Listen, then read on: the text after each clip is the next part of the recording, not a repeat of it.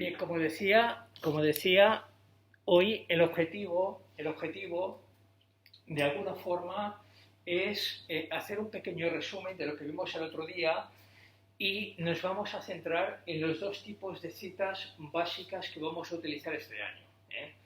¿eh? El otro día vimos toda una presentación que es un resumen ejecutivo, pero que es un resumen ejecutivo potente del formato APA, para que lo conocierais, pero hoy vamos a simplificar el tema. Vamos a simplificar el tema y os voy a explicar el porqué. Vamos a simplificar el tema porque, como os dije, esto va a ser un proceso gradual. Entonces, la primera idea que yo de alguna manera quise poner de manifiesto es que entre hacer un trabajo y un trabajo académico hay una diferencia. Y esa diferencia básicamente consiste en que nosotros, cuando hacemos un trabajo académico, nos alimentamos de una serie de referencias bibliográficas, ¿vale? Nos alimentamos de literatura. Y entonces la obligación de una persona que hace un trabajo académico es citar la fuente de aquellas ideas que aporta, ¿vale? Citar la fuente. Hablamos de diversas posibilidades, pero básicamente vamos a centrar el tipo de citas en dos, ¿vale? Acordaros, hablamos de cita narrativa, ¿vale? Que tenéis aquí un ejemplo, concretamente el segundo ejemplo, cita narrativa. La cita narrativa es la que va al principio de la idea.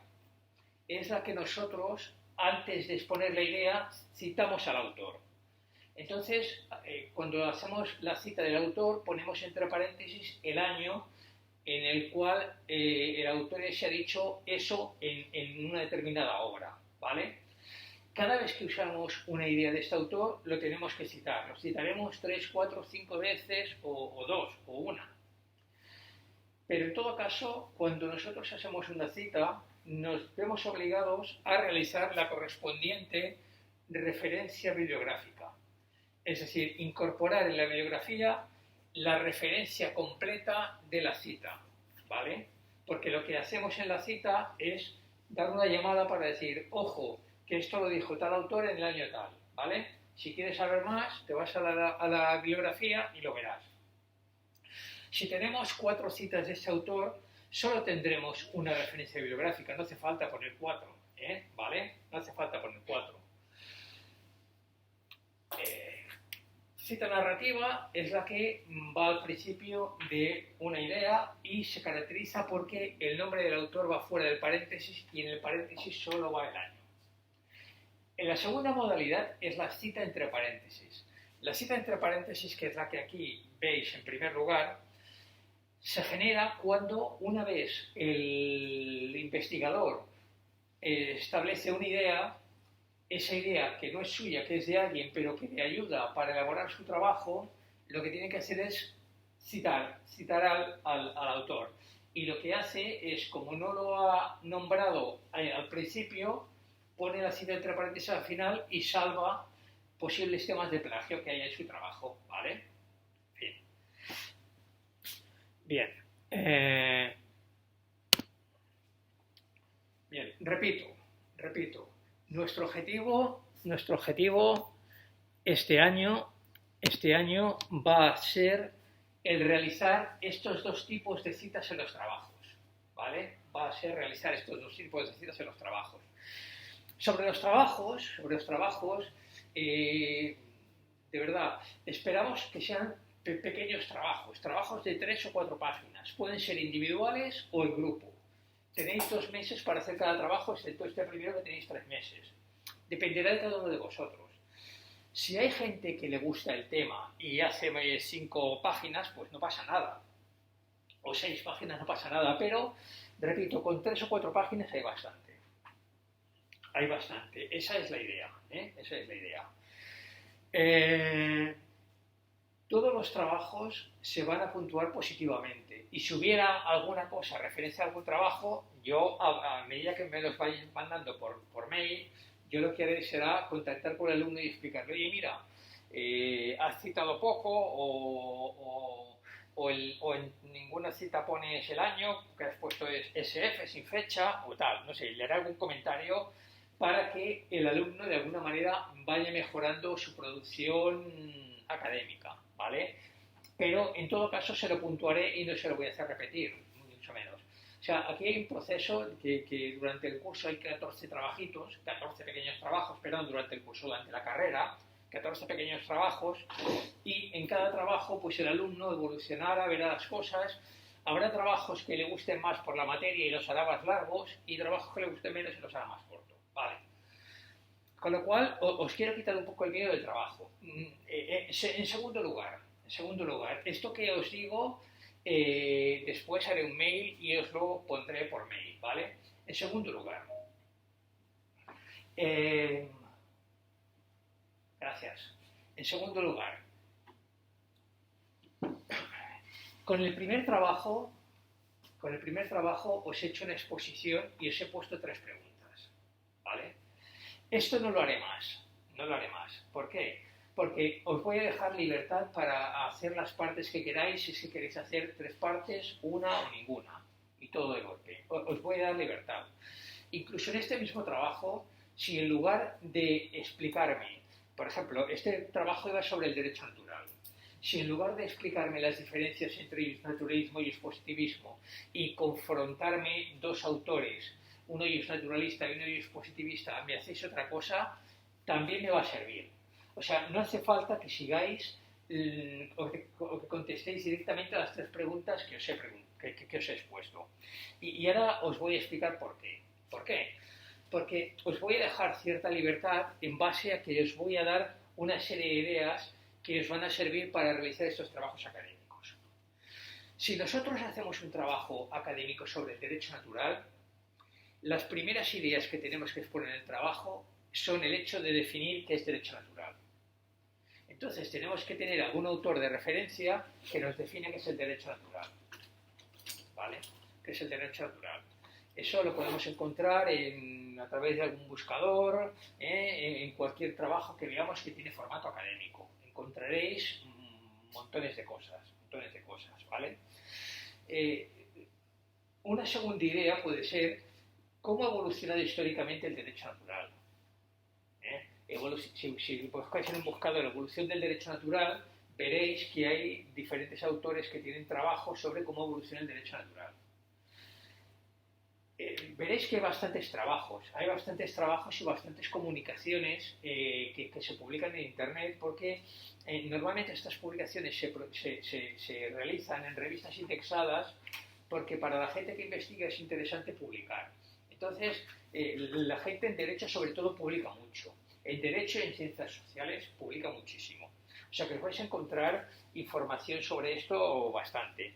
Incluso veces trozos de libro o partes de un libro. Bueno, os puede servir para citar. Si es una parte de un libro, os puede servir para citar perfectamente, ¿vale? Resulta que, en principio, concepto. Después vemos evolución histórica del derecho natural. Una tercera parte puede ser corrientes en el derecho natural. Imaginaos que hay diferentes corrientes de pensamiento, ¿vale? Dentro del liberalismo, en el siglo XVII y XVIII, había diferentes autores que aplicaban el liberalismo de una determinada manera.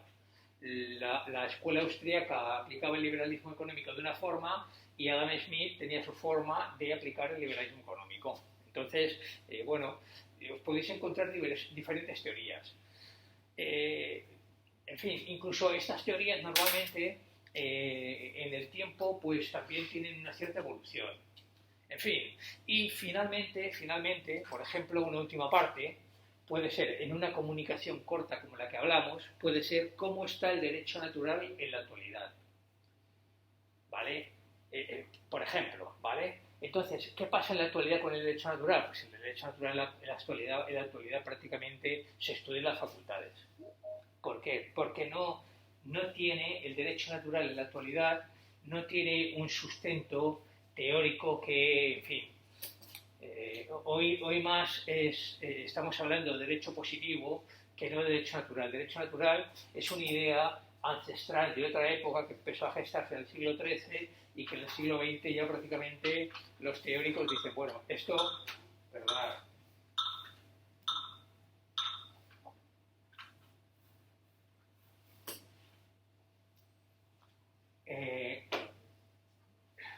esto prácticamente el derecho natural hoy día se estudia en las facultades de derecho. ¿Por qué? Sobre todo en la primera asignatura, para que veáis un poco la diferente evolución que ha tenido el derecho. Ya veréis cuando empecéis la asignatura teoría, historia, fundamentos de teoría e historia del derecho, que empezaréis a ver cómo nace el derecho primitivo, cómo nace, cómo se fundamenta, cómo va del clan familiar a la tribu, cómo en la tribu hay una persona que toma el mando y se insta de un poder divino que le da el mando. Hay diversas prácticas consuetudinarias por la costumbre, se convierten en normas no escritas. Estas normas no escritas después se van positivizando y va evolucionando el tiempo. Va evolucionando el tiempo. Hay una serie de reglas de comercio que sirve para establecer cierta seguridad jurídica en el comercio de los pueblos, sobre todo cuando hay comercio marítimo, que los fenicios lo fomentan mucho, y después viene la época romana en la cual hay una eclosión brutal del derecho, desde el siglo V a.C. hasta el siglo V después de Cristo aproximadamente, desde el siglo III hasta el siglo V, en el año 476 cae el Imperio Romano de Occidente, pero que es una época donde se desarrollan los embriones de lo que hoy es derecho. Después, a partir del siglo XIII, con Santo Tomás de Aquino, viene también otra evolución. La Edad Media es una edad muy complicada, donde sí que es cierto que hay avances, pero sobre todo hay muchas guerras y mucha miseria y muchas enfermedades. En fin, lo veréis con el profesor Verdell. Y después, a partir del descubrimiento de América, de la Edad Moderna, pues ya veréis cómo empiezan a evolucionar determinadas teorías en el mundo del derecho, Max Weber, Karl Marx, con el Manifiesto Comunista, etcétera, la escuela utilitarista, en fin, veréis diversas historias y esto de alguna manera todo estudiante de derecho lo tiene que conocer. Al fin y al cabo, pues bueno, el tema que os hemos puesto de derecho natural, de alguna forma es para que reflexionéis pues, sobre una concepción antigua del derecho. Pensad que derecho e iglesia son dos factores que han estado intrínsecamente conectados. La iglesia ha tenido mucho poder, incluso en algunas culturas sigue teniendo mucho poder en el mundo del derecho, mucho poder. En la Edad Media llegó a atesorar muchísimo poder. Las primeras universidades eran unas universidades que nacían al amparo de la Santa Sede. La Universidad de Bolonia, que fue la primera universidad en el siglo XII, la Universidad de París, en fin, era el Papa el que al final daba la autorización para crear universidades. O sea, el mundo de la religión tiene mucho impacto en el derecho. Y la idea del derecho natural, de un derecho divino, es una idea que nace del poder eclesiástico. De decir, bueno, los hombres establecen unas normas que las transforman en derecho positivo, pero esas normas tienen que ser responsables con un constructo y pseudo material que está por ahí, que es el derecho natural o derecho divino, tal, en fin. Quiero decir, veréis que es realmente interesante, ¿no? Entonces, lo que pretendemos es un poco que avancéis con este trabajo en una de las ideas que se ponen de relieve en la evolución histórica del derecho. Al final, la primera asignatura es una asignatura que es una mezcla de historia del derecho romano y teoría del derecho, pero que todo es evolución histórica del derecho, porque todo ya veréis que tiene un hilo conductual que hemos intentado resumir en 120, 140 páginas, que no son muchas para 2 meses, pero con lo fundamental, en fin, he obviado a los griegos que vienen antes de los romanos, que son también muy importantes, en fin. Quiero decir, pero veréis que es un hilo conductual que es muy interesante para todo alumno de derecho, ¿no? Y es la primera asignatura porque debe ser esa la primera asignatura. Debéis de conocer de dónde viene todo, de dónde viene el derecho, cómo nace el derecho, qué es el derecho, ¿vale? En fin. Después tenéis una segunda asignatura de Derecho Político y Constitucional, que también es una asignatura generalista, es una asignatura también introductoria, propedéutica, introductoria, ¿vale? Y que pretende de alguna manera pues sentar las bases de lo que es el ordenamiento jurídico a partir de normas fundantes como por ejemplo la Constitución y cómo la política influye de forma directa en el derecho. Bien, pero la idea precisamente es esta, la idea del derecho natural es que vosotros hagáis una reflexión. Entonces, esa reflexión, repito, os he puesto unos pasos para seguir, pero podéis seguir con otros pasos que yo creo que incluso pueden ser más interesantes. Si me habláis del concepto de derecho natural, si me habláis de la evolución histórica del derecho natural, si me habláis de los diferentes teóricos en el derecho natural, porque también en el derecho natural veréis gente que ha sido ius naturalista, pero después ha sido ius positivista, en fin. Y si me habláis de cuál es el estado de las cosas, cuál es el estado actual del derecho natural, del pensamiento del derecho natural, a mí también me vale. Me vale. Sobre todo lo único que tenéis que tener en cuenta es eso, que la información que captéis la referenciéis a través de los dos tipos de citas que hemos hablado, cita narrativa, cita entre paréntesis. Y cuando hagáis citas, sabéis que tenéis que hacer una referencia bibliográfica al final. Es un poco la idea. Este año estaremos trabajando esto. El año que viene, en segundo, empezaremos a hacer notas al pie.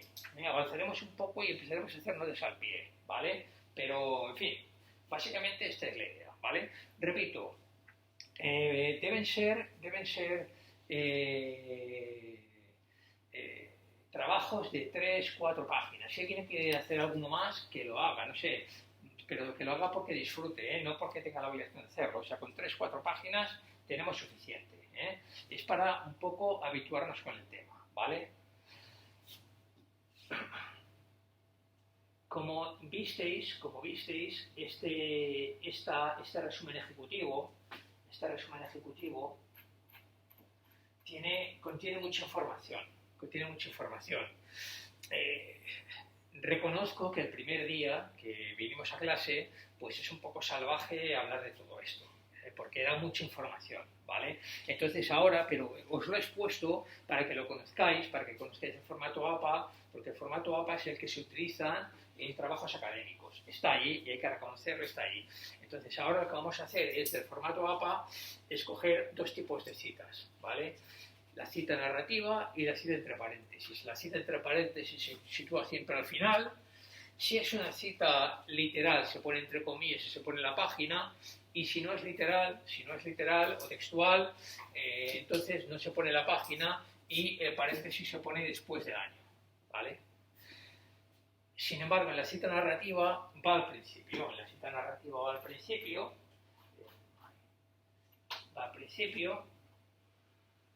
¿Vale? Va al principio y, como veis, esta cita narrativa es textual, va entre paréntesis, perdón, entre comillas con la página, en fin. Que no ponéis la página, tampoco pasa nada.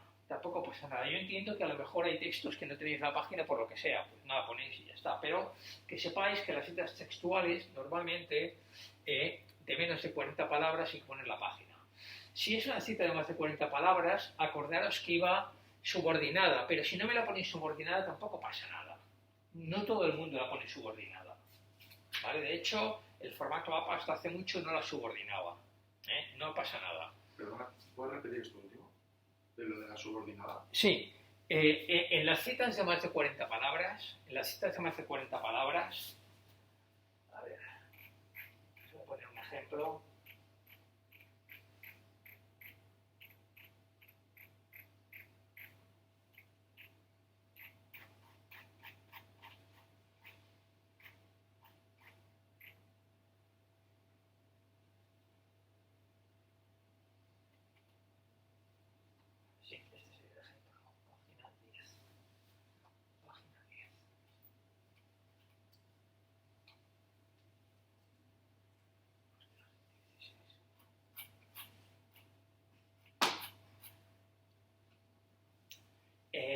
Cuando, en teoría, cuando la cita es de más de 40 palabras, hay que subordinarla. O sea, la cita va a continuación. ¿vale? Cuando es de más de 40 palabras. Pero no es necesario que lo hagáis tampoco.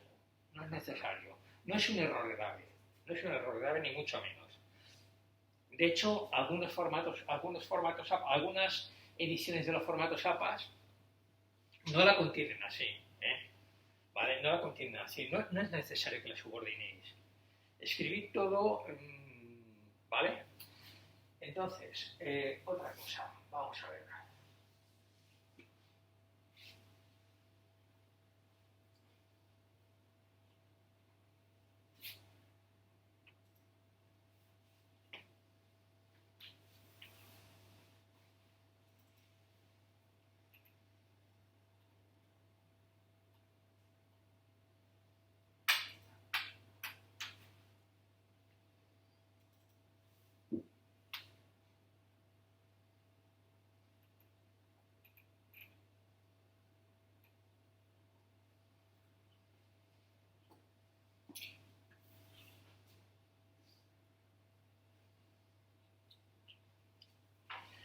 Eh,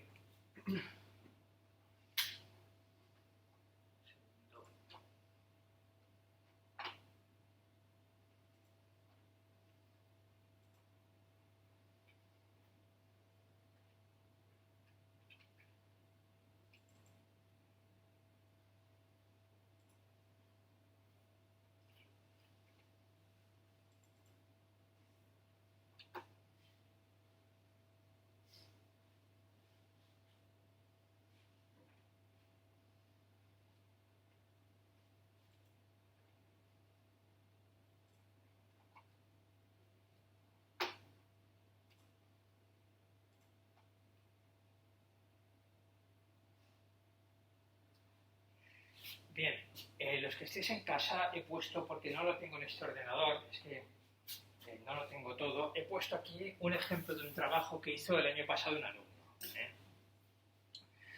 Es evidente que aquí esta persona ha sacado ideas de algún texto, porque esto no lo ha hecho solo él, ha sacado ideas de algún texto y no ha puesto la correspondiente cita, ¿vale?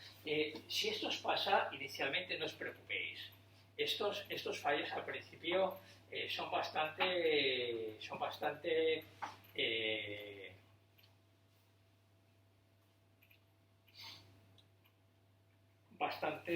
normales. Vamos a ver.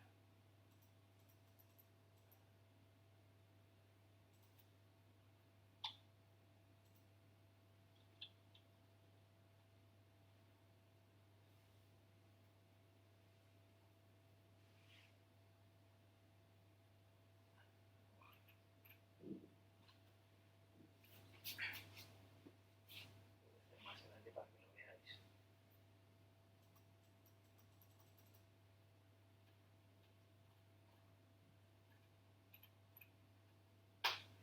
Bueno, veis aquí que hay una cita. Esta cita la he corregido porque había puesto el nombre de la persona, no es necesario, pero tiene otro fallo, y es que normalmente el punto va detrás del paréntesis. Esta es una cita entre paréntesis. Supongo que los de casa lo veis bien porque lo he hecho grande, ¿vale? Esta es una cita entre paréntesis, expone una idea de un autor y la pone aquí. Este trabajo tiene pocas citas porque seguro que la persona ha captado más cosas de otros sitios. Si citáis mucho, no os preocupéis. Yo después hablé con este alumno y le dije, oye, has citado poco y seguro que tal. Y dice, sí, es que tenía miedo de poner muchas citas. No, no pongas muchas citas. Tienes que poner las citas que pongas, ya está, ¿vale? Entonces, lo único, repito, solo es el apellido, coma, el año. Apellido, coma, año, ¿vale?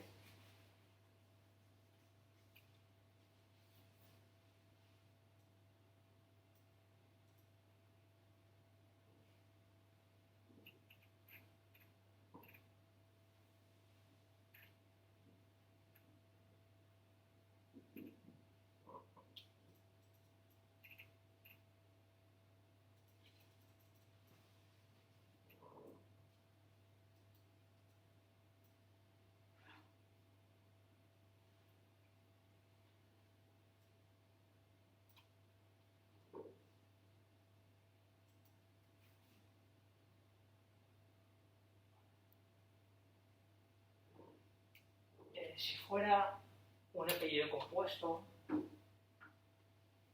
iría de esta forma. Supongo que lo veis en casa. Masini Correas, si fuera un apellido compuesto. ¿Vale?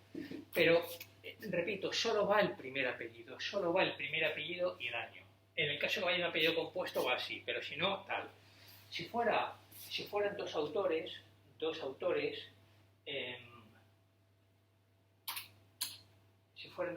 podéis usar dos técnicas. Masini y Correas. Y esta es otra técnica, según qué formato APA. Es una técnica más antigua, pero todavía también se puede Masini y Correas, ¿vale? Si fueran dos autores, ¿vale?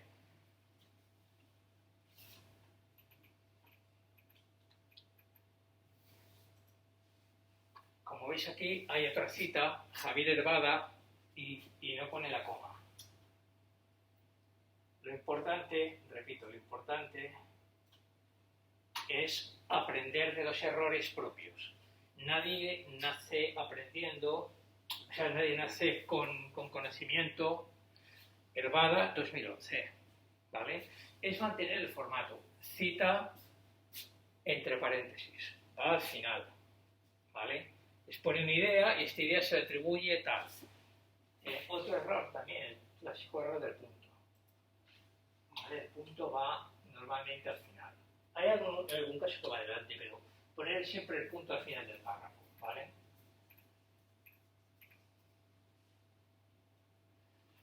Otro error. He puesto este porque es un texto que hay diferentes errores y de los errores nos dará la posibilidad de mejorar, ¿vale?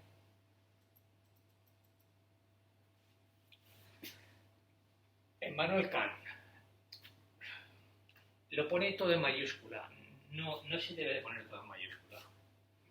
No se debe poner todo en mayúscula. Sí que es cierto que hay un formato APA que nos dice que podemos citar el apellido en mayúsculas, pero vamos a intentar citar el apellido en minúscula. Vamos a intentar mantener cierta homogeneidad, ¿vale? Entonces, esto no podría ser así. Esto tendría que ser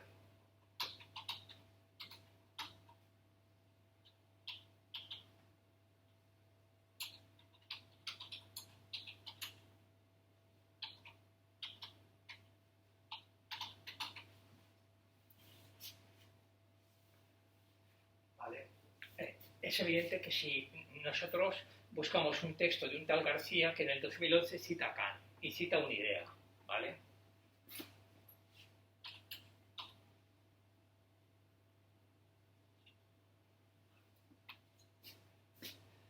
Pero no podemos poner el autor en mayúsculas y sin citar y decir que reflexión tal. Otro error. En esa cita, disculpa, en esa cita que has corregido, sí, la página donde aparece la información de la que has extraído ahí, ¿iría en la referencia bibliográfica o se podría poner la página y la cita dentro de las comillas? Sí, la página, si es una cita textual, debería ir tanto en la cita como en la referencia, los dos. A veces en la bibliografía, si os fijáis, podéis ver algún artículo que pone PP 238-240. Quiere decir que ese artículo está entre las páginas 238 y 240, ¿vale? En citas textuales,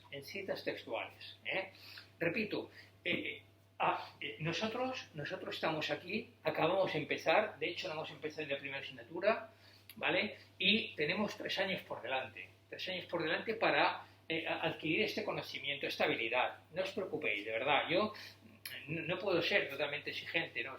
Sería un contrasentido, ¿vale? O sea que vamos a aprender todos poco a poco porque esto no es que sea difícil, pero como es una cosa nueva para muchos, a lo mejor pues va a costar un poco coger ese hábito, pero en fin, buena pregunta, ¿vale? O sea, si la cita fuera textual, efectivamente, en teoría se tendría que poner la página. Claro, aquí no pasa nada. Si estuvierais haciendo tesis doctoral, ese fallo es un fallo grave, Doctorando es un fallo grave, pero aquí no, ¿vale?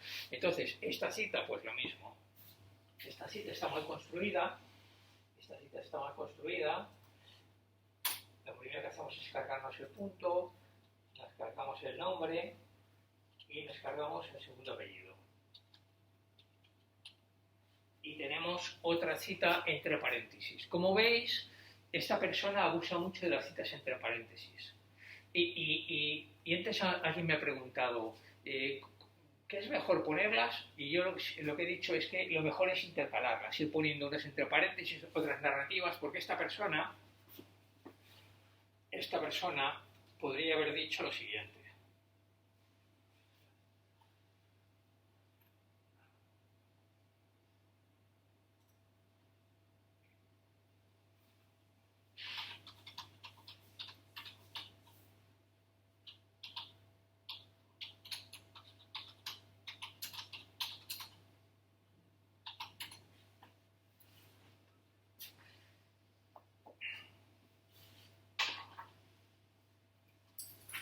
No sé, los de casa no sé si lo veis bien, pero acabo de añadir una cita como narrativa. Requesens, a ver, en puridad, perdonar. En puridad esto no debería de ser, sino que esto es una idea nueva, es un nuevo autor, por lo tanto me lo llevo a mano. La bibliografía es un lío. Sí. No, que si no digo que si no para la bibliografía sería un poco caótico, porque el mismo parágrafo tener como tres citas para luego ponerlas en la bibliografía, sí, puede ser un poco, no sé. Bueno, más que nada, o sea, dentro de un párrafo, mira, esto me recuerda una cosa que os quería decir más adelante, pero que tal. Tened en cuenta que los párrafos pueden tener entre 4 y 8 líneas como mucho. No construyáis párrafos más grandes, que las ideas estén en párrafos entre 4 y 8 líneas. Ostras, es que he hecho un párrafo que tiene 3, no pasa nada. Que he hecho un párrafo que tiene 10, no pasa nada. Pero no metáis un párrafo tremendo de toda la página porque al que lo lea al final le da un infarto, le da un chungo y se queda allí. O sea que intentar trabajar con párrafos de 4 o 5 líneas, 6, 4 o 5 líneas, 6, 3, 4 o 5 líneas, 6, 3. O sea que tenéis que sintetizar ideas para tal. Por ejemplo, Kant, citado por García, reflexiona sobre lo que sucedería en una sociedad que la gente viviera en estado de naturaleza libre para perseguir sus impulsos y que el problema principal es un conflicto de intereses.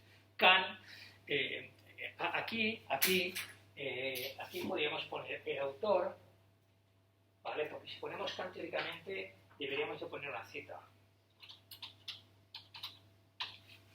El autor afirma que no sé qué de la que es de la naturaleza, no sé qué, es de la receta de la anarquía, tal. Y establecemos una idea. Supongamos que sobre este mismo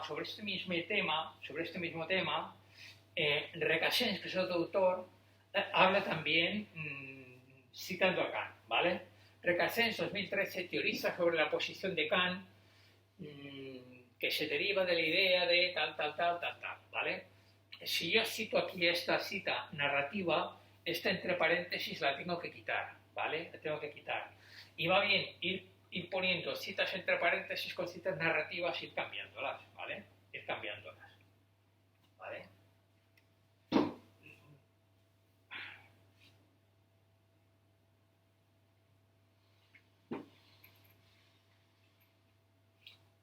Hans Kelsen tiene una visión. No, esto no iría así. No escribamos en mayúscula por escribir. Las cosas tienen que tener cierta uniformidad. ¿Vale? Aquí hay una idea que no se le atribuye a nadie. Teóricamente se le tiene que atribuir a alguien. Si os pasa esto a vosotros, no os preocupéis, ¿no? Pero toda idea que nosotros hemos extraído de un libro o de tal, por ejemplo, si alguien puede aprovechar algo de los apuntes, alguna cita de los apuntes, ¿vale? Entonces, podéis referiros Jiménez 2021 y apuntes sobre fundamentos de teoría e historia del derecho, punto. A ver, podéis ponerlo así, quiero decir, no hay problema, ¿vale? O sea que podéis también, teniendo en cuenta que los apuntes, aunque no tienen formato académico porque no hay citas, porque son apuntes de una asignatura, pero que están construidos en base a literatura científica, podéis citarlo, podéis referirlo también. Algún alumno ya lo ha hecho, le he dicho que estaba bien, que era correcto y tal.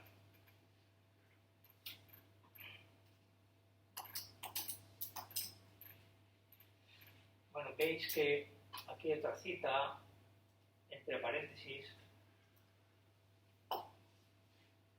Vale. Este texto tiene 4 páginas, creo. No, 5 de 6. 5 de 6. No hace falta. Con la mitad, tal, ¿eh? Es decir, con la mitad, que pueden ser 4 párrafos por página o 5 párrafos por página y tal, en total podéis tener de 3 o 4 autores como mucho, podéis tener 8 o 10 citas. Eso es de lo que se trata, ¿vale? De que incorporéis cosas y tal. Entonces, antes os he dado una idea conductual de cómo podríamos explorar un área de conocimiento concreta, ¿vale? Y para ello os he dicho, oye, olvidados de las 3 preguntas que os voy a formular, porque no lo haré más, lo que haréis es empezar a poner en el texto, y sobre esa idea del texto, que cada uno a su libre albedrío escriba. Entonces, os he dicho que en cualquier trabajo de investigación, cuando tenemos algo sobre lo que tenemos que escribir, tenemos que conceptualizarlo. ¿Vale? Tenemos que, el concepto, ¿qué es derecho natural? Aquí también os digo una cosa, y más adelante, bueno, si queréis podéis aplicarla. Normalmente, sobre concepto natural, habrá 10 autores que tengan una definición diferente. Y podéis coger 2 o 3 definiciones de esos autores, exponerlas y confrontarlas. Por ejemplo, para qué es en el derecho natural es no sé qué, no sé cuántos. Para Marx el derecho natural es no sé qué. Entonces, nosotros buscamos puntos de concordancia y discordancia. Pues ambos autores se mantienen con la idea de que el derecho es no sé qué. Sin embargo, no se ponen de acuerdo a la hora de que no sé cuántos, ¿vale?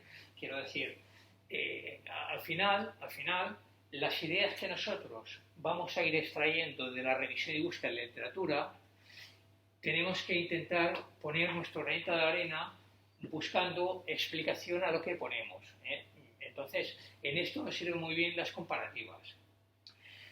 Es otra manera de hacer el trabajo. O sea, nosotros podemos hacer el trabajo a modo de vamos a ir poniendo ideas de autores y tal para construir una determinada estructura, ya me vale, que es lo que os he explicado al principio, ¿vale? Vamos a ir poniendo ideas de lo que son conceptos, de lo que es historia, de lo que son teorías y del estado actual del estado de la cuestión.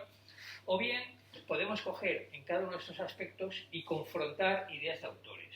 Podemos hacer ambos métodos, el que queráis. O sea, lo que quiero es que de alguna manera cada vez vayáis teniendo más herramientas para tal.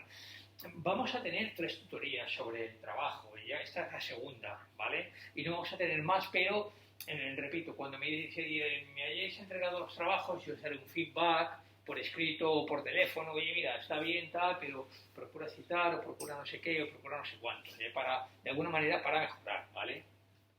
Lo que nos interesa de alguna forma es intentar ir buscando formas para escribir cada vez con más sentido, y subiendo poco a poco el nivel, ¿vale? Y repito, 3, 4 páginas, no es necesario que es más.